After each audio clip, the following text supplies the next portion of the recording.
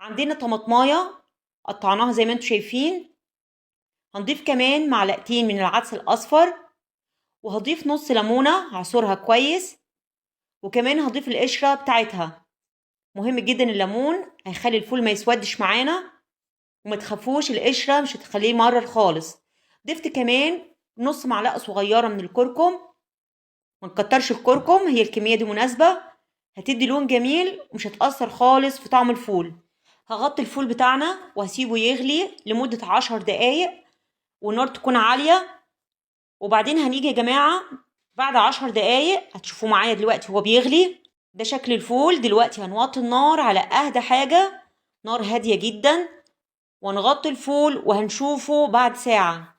الفول بتاعنا زي ما انتم شايفينه لسه مستواش، لكن الشكل يا جماعة واضح، هيبقى ان شاء الله طعمه خطير. طبعا المية زي ما انتم شايفين بدأت تقل معايا. انا حاطه على البوتاجاز مية سخنة جنبي، كل ما الفول هيحتاج مية هنزود له. بصوا معايا ما شاء الله خطير يا جماعة. اتمنى تجربوا الفول على طريقتي، وياريت كل اللي شايفني دلوقتي ما ينساش يضغط لايك، وتشرفوني بالمتابعة على صفحتي.